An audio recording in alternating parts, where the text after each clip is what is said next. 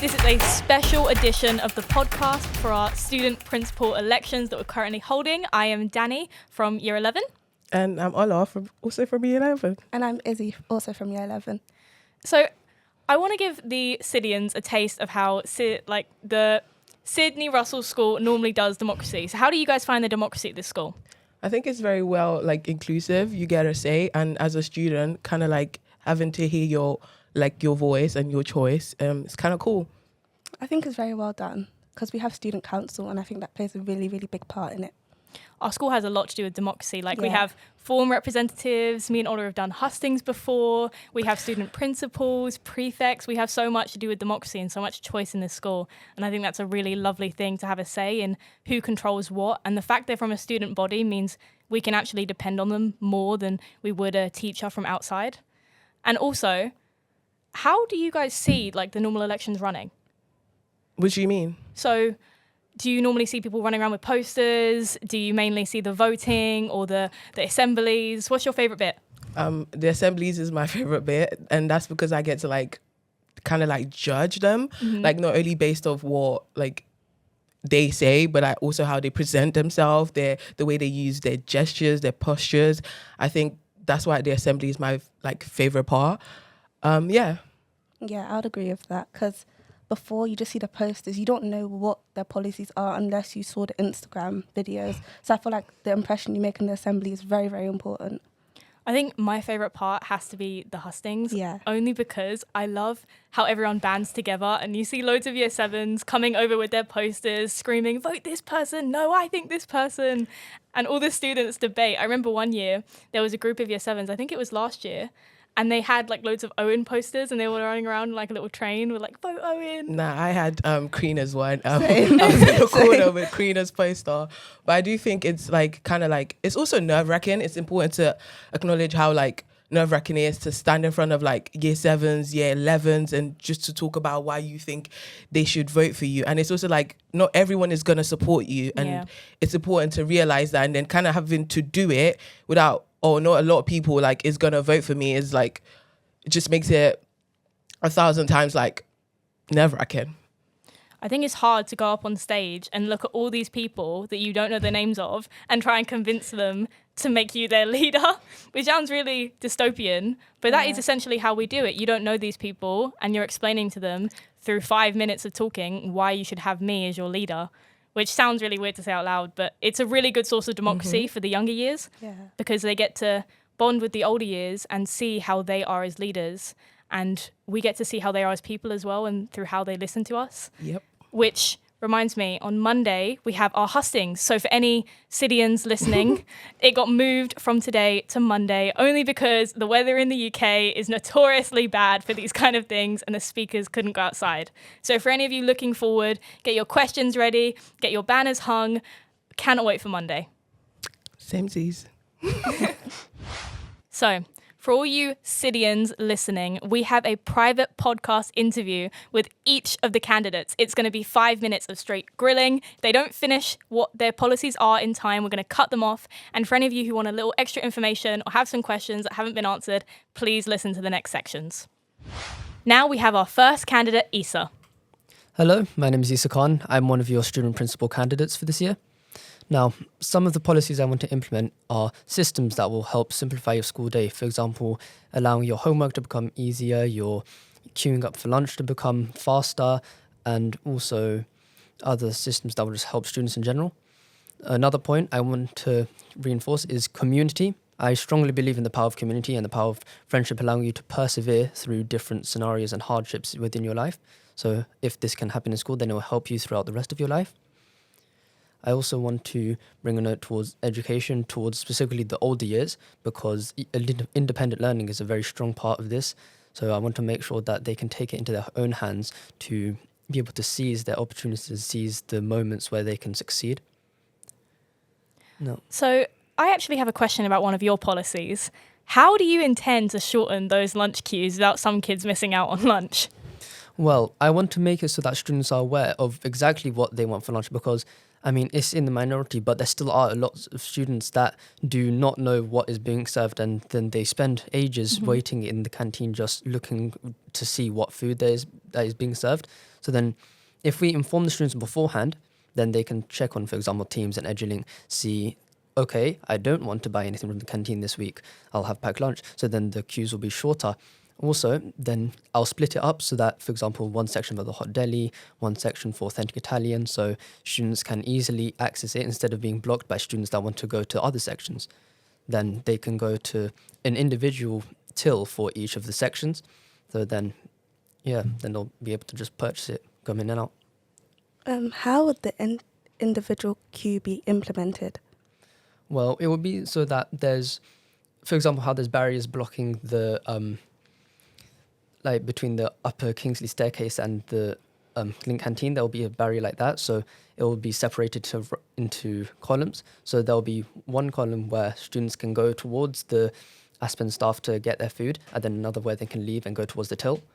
Because if we do that, and then I also want to make sure that it's single file, like it's only thin enough to be single file. So then also students don't push in, so everyone is treated equally in getting their food.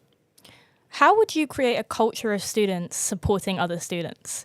Well, I really think that, for example, chess club, I help run it. That is a major thing that has helped me build friendship with some of my friends. So I really want students to create their own clubs, create their interest within the school, and then other students will be able to do it. Because if other students go to the clubs they create, students with that interest, that share that interest, will be able to benefit off of them, and then they can create bonds, create friendships, and that'll help them, for example, in learning or in life advice generally.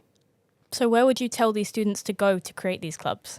Well, they can go to Miss Hazlitt and then they can ask, oh yeah, can we create this club? Then we'll be able to find a room, find a space, find a time.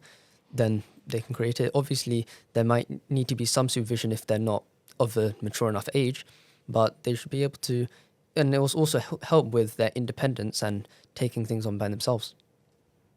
What is a change or improvement you would like to see in our school, and how would you go about implementing it? Well, I think the main change I want is to make sure that students' voices are actually recognised, because although some people do know, the majority of students do not know what changes the past student principals have made to the school. So I want to make it so that students can actually submit their suggestions and their own unique ideas and be able to send it towards those who actually can make a change. For example, the student council or the staff. Those sound like lovely policies. And I noticed one of your other policies is empower students' voice to drive change. And we already have so many platforms to create power among students. So what would you do regarding that point to create it, make it happen? Well, like I said, I did want to create a form where they can directly send it so that not only are the staff actually acknowledged of directly what they want, but also the students. And if it's the students, because they have this closer bond with each other, because they're all students, they'll want it to happen, and then there'll be power actually created and a circulation of this idea around the school, and then they'll put pressure on staff to actually make change. Why specifically did you choose a form? Well, I mean, for example, SurveyMonkey, the form whenever we're told to submit a form and complete a form for a certain thing, it will be easy because we already have experience on how to use it, and it's just a quick thing. Like you can just go on Teams, it will take only a minute or 2 minutes to do. It's just simple. Thank you for all those points. They're amazing. Thank you for answering all of our questions. Yeah, thank you for having me on here. So here we have our second candidate, Eustace. Hello, my name is Eustace. As you may know of me, I've been a part of the basketball team, football team, elite sports squad. I really feel like I've created quite a big impact in the school, even with just leadership as well. I've done leadership within the school, doing things like London Youth Games, things like this. And all these leadership skills has brought me today to run for student principal. I want to make a change in the school. Throughout my time at Sydney Russell, I've always felt like my voice has been condemned, undermined due to just being in this oh, you're year 7, you don't want to do this, you don't want to talk out. I want to give students that sort of that leeway, that's next stepping stone to go up in life, because I promise you, all these things in life I wanted to do, and now I can place them on my CV, or not, because I'm very high achieving. I really want to get into a really good Russell Group University. Doing stuff like this will help me achieve that. And also with that, I want to place a bigger emphasis on diversity. In year 8 or year 7, I don't remember now, we had a festival, a day where students, teachers, performances, everything. That day was one of the best things I've ever experienced, which I want to bring back into the school. In your speech this morning in our assembly, you mentioned that you wanted to give everyone the platform to speak and be free. How do you plan to implement this? What type of actions and responsibility do you plan to take when you do get voted in? I want students to lead their own form times. I want students to become teachers to other students in a way, like even just the simple things like leading assemblies, leading workshops, leading different things that you're passionate in. Because in a way, students, they need that next step to go up in life, which in my opinion, I want to create, giving students opportunity to speak out in front of people in assemblies, workshops and stuff like this. But how would you give the students the time and the assembly and the trust to run it themselves? Of course, I'll speak to the students beforehand, see their background first, but at the end of all of this, we want students to experience life. We want students to go through things like this, because in the real world, in the next few years, after they finish their exams, they're going to go through this. With this experience now, they'll have this. I want to give that students that next experience, that next step in life, so they're ready, which I've mentioned before with my mentorship program. Yes, obviously they're not going to be working with year 7 and 8. I want to work with all types of students. I want students to be able to achieve what they can at this stage. So further in life, they have this knowledge, they have this prior knowledge, which I feel like I have. I want to spread this message. But then if this initiative fails and if you technically can't do it, how will you take responsibility and tell the people that basically, well, I promised you guys, I really can't do it? Well, I'll make sure I can. Of course I can. But where are you going to find the time? I have a lot of time, break times, after school, before schools. Of course, I have like my own commitments, but being student principal will be my commitment once I become it, if I become it. Also, in your speech during assembly, you mentioned about being inclusive. What makes you no different? Because every candidate has literally said, we're going to bring culture day, charity events, what makes you different and what makes your idea better than anyone sat here. One thing that I didn't get to mention in my assembly today, or even during this whole week, is like multi-faith rooms. Of course, I know there's lots of different religions in the school. Christianity, Islam, Buddhism, all of these different things, which, of course, Muslims, they have their own prayer rooms. But every week I've heard they've had problems with it. Even just like multi-faith rooms that everyone can have, everyone can do. But I'm saying like Bible study, Quran study, all these different things I want to give to students, which I haven't been able to speak this week because I haven't had the time to.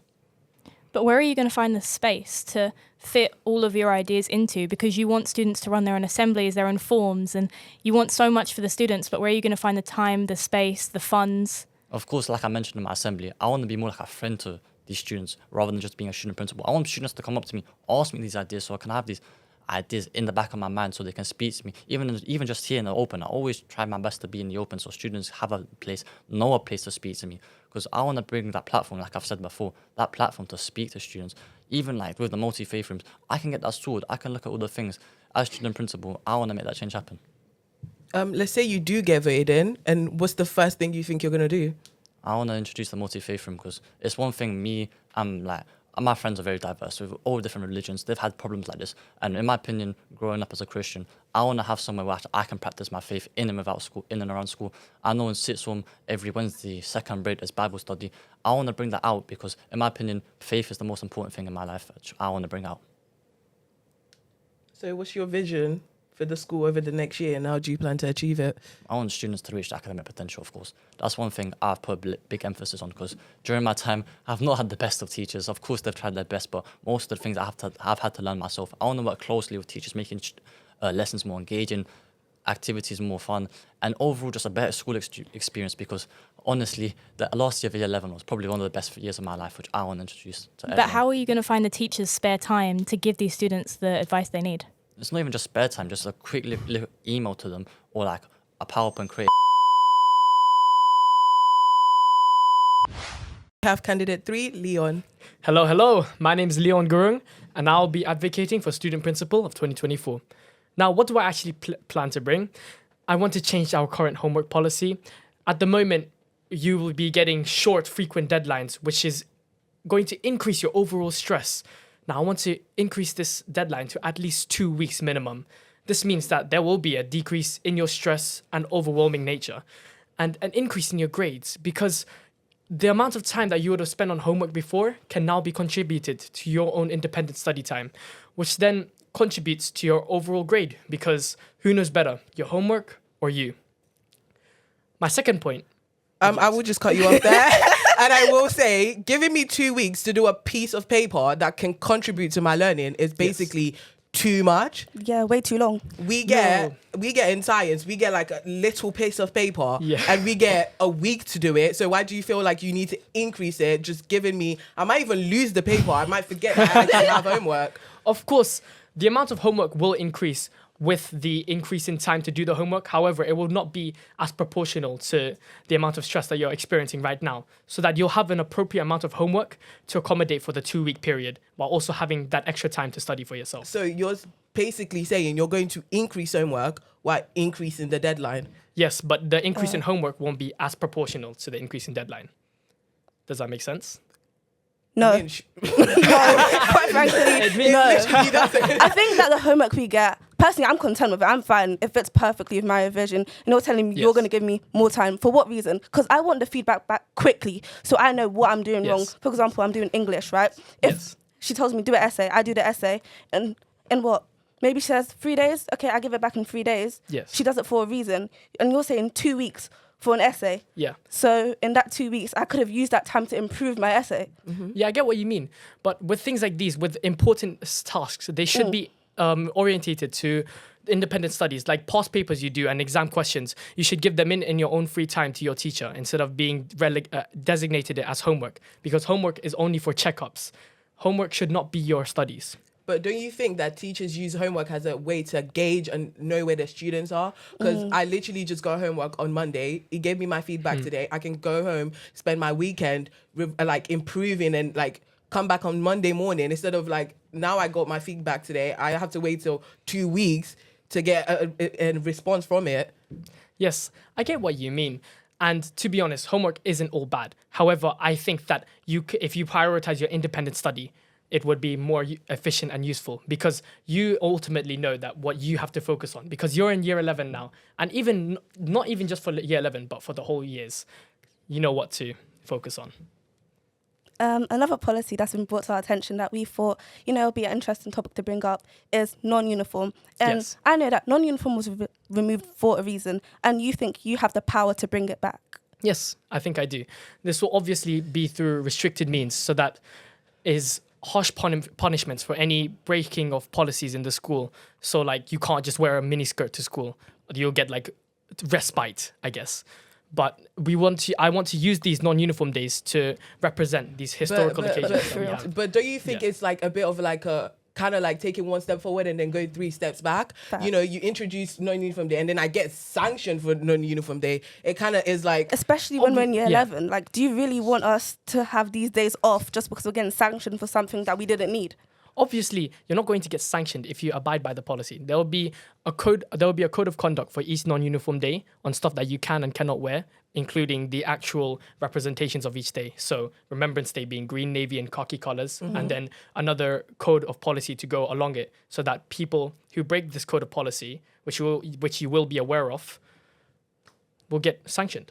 But did you not think they thought of this before they removed non-uniform as a whole? Because, of course, they probably tried to make it work, but, of course, it didn't. So it was removed for a reason. And you truly think that... If you get voted in, you have the power to bring it back in without consulting SLTs. Have you spoke to SLT about it? Yes, what did they have to say about this? They said it's fine as long as there's a residing policy to strictly punish students for any breakage of but policies. Do you see that's where the problem is, though? The punishment. You introduce something that could potentially get me sanctioned. That's what my problem is with your policy. That's true. But at the end of the day, you shouldn't be breaking this policy either way. It's just introducing another policy into the school. I mean, your reward system, you said teachers only leaderboard. How do you know how it's going to work? Well, We have our 4th candidate, Nashita. Hi guys, my name's Nashita and I'm your female candidate this year for student principal. Now my 3 points this year: implementation of wellbeing practices, bigger and better culture day, and having a lot more events this year that you students can get involved in. How do you plan on having a bigger and better culture day? Last year we didn't even get to do it. Last year we didn't get to do it, and there were actually sixth formers who I've spoken to who did try and do it. I've spoken with them, I've seen what the issues were. Several staff were away, several things weren't in place on time. I now have learnt from those mistakes, and I'll definitely be working with them this year to have a bigger and better culture. But how can you ensure that the staff will be back this year? They won't be back this year, some of them, but I've had these conversations. I've had these conversations with Ms. Hazlitt, with Mr. DeMarcus, and he has already given me the kind of green flag of, yes, whatever it is that you're going to be doing, we can help you out with that. We'll make sure that it's set up early so that this year we don't have that issue of we can't do Culture Day because it wasn't set up early enough.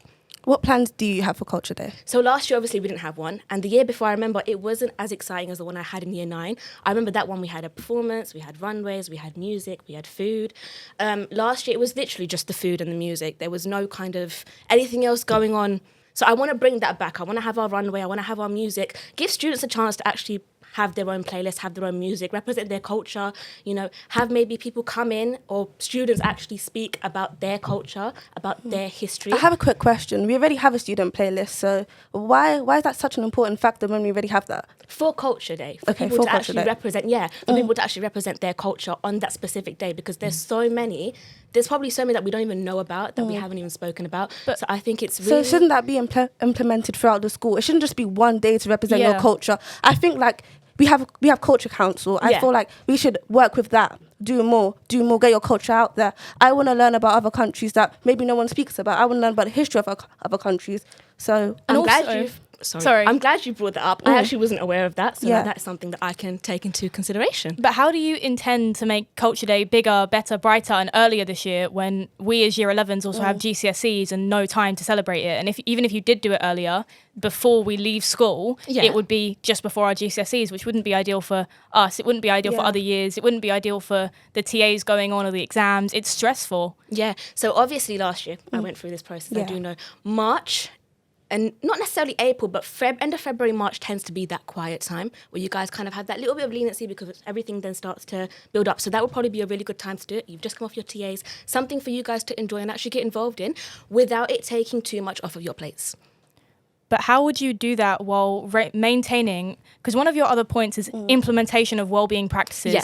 Wellbeing is obviously mental health and stuff to do with that. Before our GCSEs, I feel like as a Year 11, I'd want to be revising instead of thinking, oh, what am I going to wear tomorrow for Culture Day? I'd want to revise for my GCSEs in time so I wouldn't be worried and my wellbeing wouldn't be even worse before my GCSEs. Now, I understand that, but the thing that you guys need to understand is, obviously your studies are very important, but taking time out of your day, out of your kind of school life, to go and enjoy something, putting it aside, obviously not to the point where you have to cram yourselves, but putting it aside to actually enjoy something, take moments, make memories, is actually going to be very beneficial towards your studies.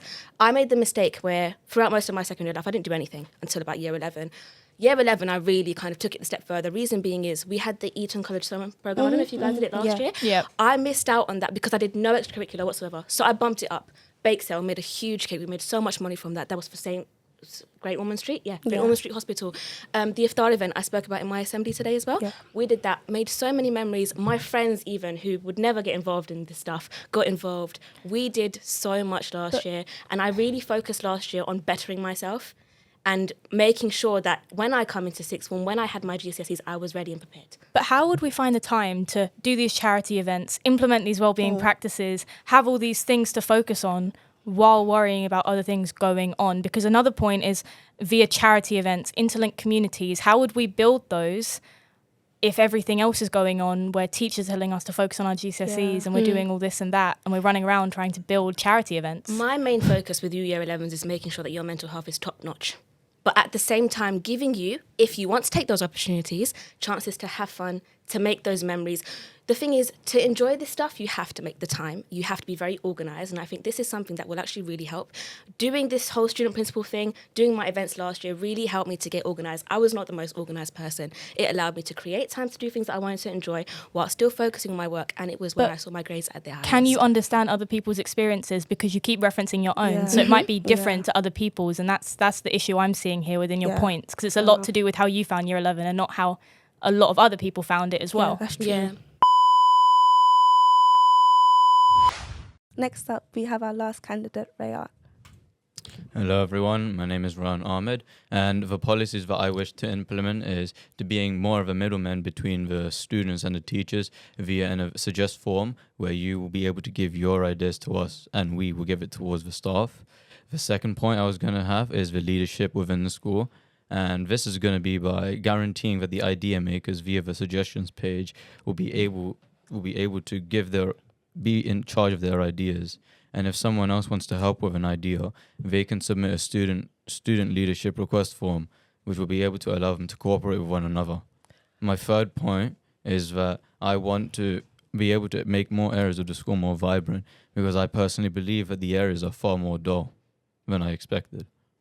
What makes you different from what Issa said? Because Issa said he's also going to do a form. So what's the difference? What makes you different from Issa right now? What makes me different from Issa is the fact that I'm going to be able to incorporate leadership within it.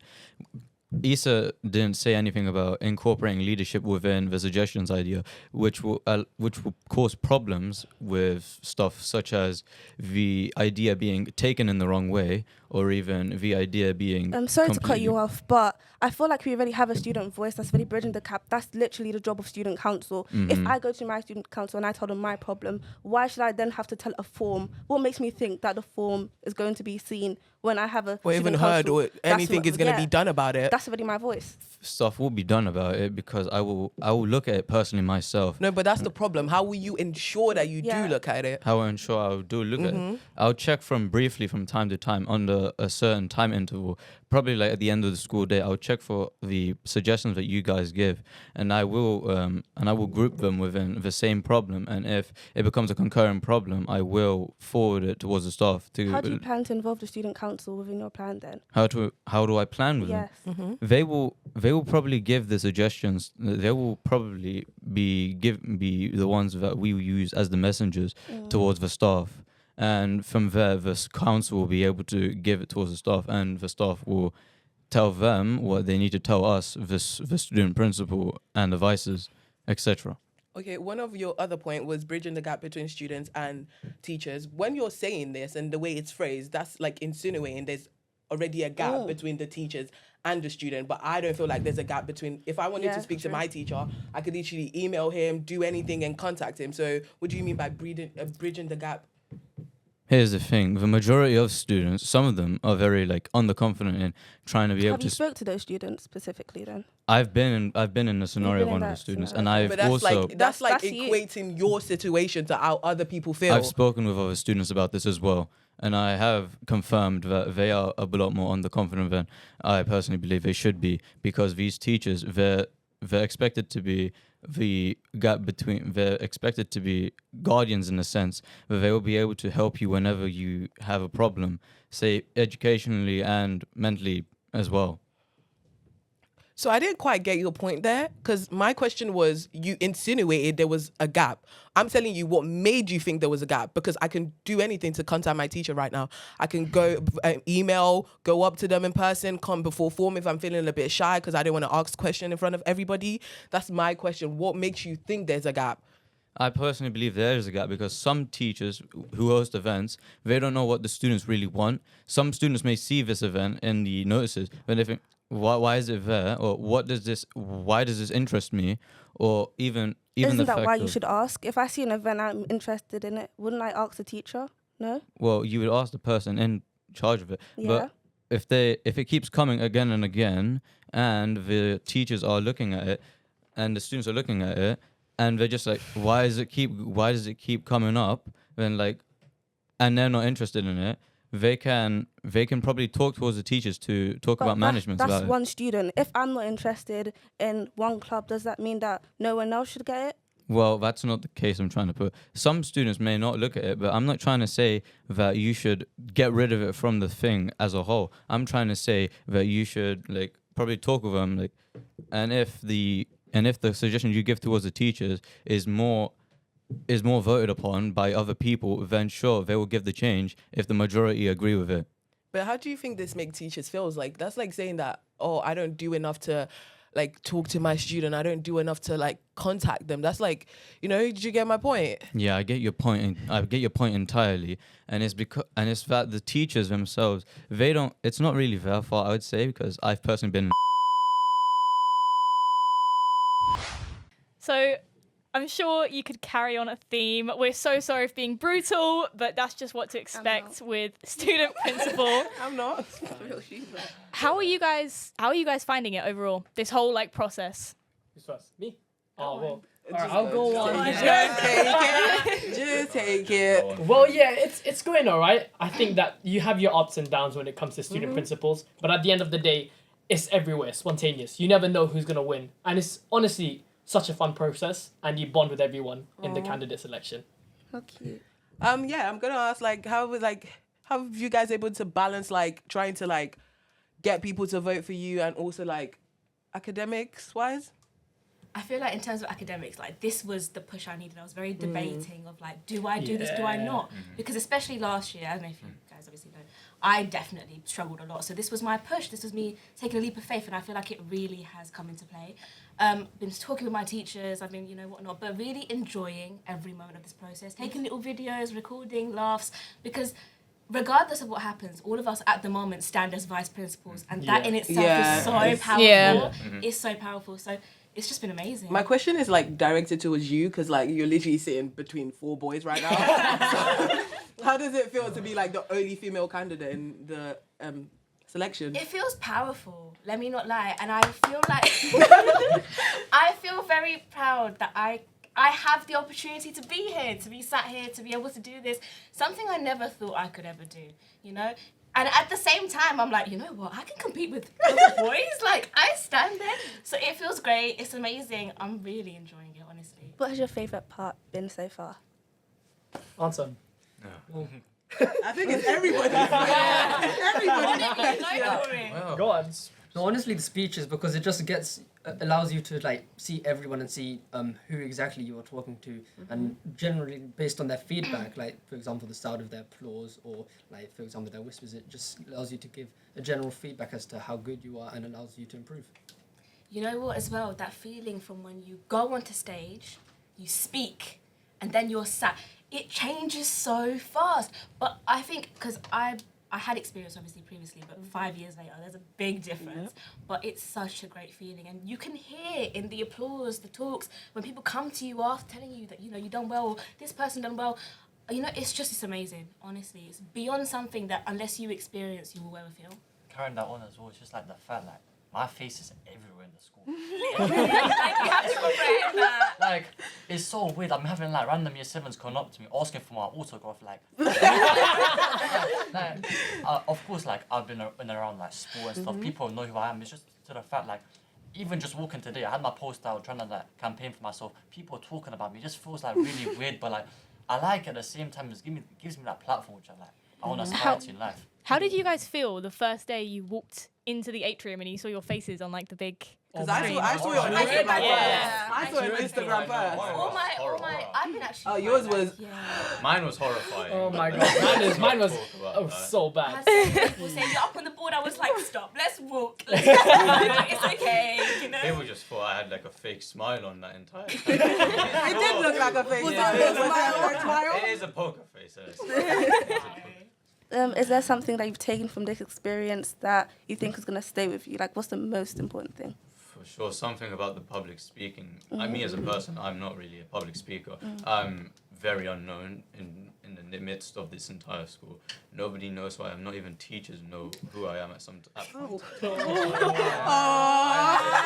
I am the shadow of this group right here because I am the least known person here. I've not done. I know you, so that counts. Yeah, but that's we know you. That's now. Obviously now that I'm out here doing this, I'm not as much of a shadow as I was in year 11, for example. Yeah. Can I just say, I'm sorry, you two, I expected you to be up here, but Eustace and Rayan, seeing you up here, seeing your growth throughout the week, it's actually been amazing because I've known you guys. That's actually I've known you since year 8. So it's been so nice to see, and seeing, a different side of these two as well, because I've known them, I've had classes with them. So it's actually been really nice to see that growth with you guys and seeing you push yourselves out there. It's been insane. I know. Sorry. Add on to that. I've known Leon ever since reception. Oh, right? yeah. Oh my god. I've been to this guy's birthday. Oh. Of course, I've always seen you to be like more confident, more outgoing. But the fact, like, even all of you guys, I've known you ever since you're 7. Like I mentioned, even in my assembly today, we're all one big family. Like, the fact I've seen you develop as people, even through this week, I've seen you develop. Like, we've all had our ups and downs, and just like, I'm really just proud of you guys just for finishing this week, and we have 2 more speeches. Don't forget yourself. He aced it today. Best speech throughout the whole week, honestly. Not too much of me though. No, but honestly, if like you younger years, if you ever feel like doing it, put yourself out there, because the worst thing that you can do is not do it and have regrets. And that was something that I thought about through this process. I thought, worst case scenario, I don't get it. You get worst case scenario, I get advice. Worst case scenario, I don't get it at all. But I've put myself out there, and at least I won't live and regret and be like, oh my God, why didn't I try? You know, really just enjoy it. I've been angry, I've been happy, I've been sad, you know, but I've enjoyed it so much. This question is, I know some of you have performed this week, and I saw Leon's performance, and I know there were some rumours about some other performances. How was it performing while you're doing student presidency and like seeing everybody's face and coming up to you afterwards? Man, man, it's awesome. Like, because everyone now knows your face, because you're plastered around the whole school. It's like you can have that attention, and you can just grasp a crowd whenever you like and whenever you need to. And it's just an amazing feeling, because it's not like it has to be organized. You can just run out there with a speaker and a microphone, blab on about whatever you want, and people will listen to you. Okay, so my question is kind of not about you, but it's about your friends. How does your friends feel about all of this? They feel unexpected. Were about they? Oh man, they don't believe in me. They felt unexpected about me doing this, because this isn't something I would do. Issa would know, because we're in the same friend group. Like, some of our audience members. Yeah. I got someone like pushed into it in a way. Like, my friends, like, I've always been like a reserved one. Like, I've always had people say, oh, you're awkward, you're this, you're that. Like, I just wanted to push myself out here and like really make a statement for myself.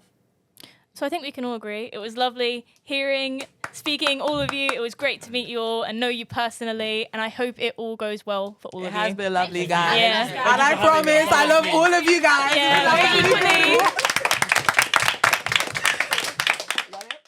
Thanks for all the Sydians for listening. Do not forget to vote. Goodbye.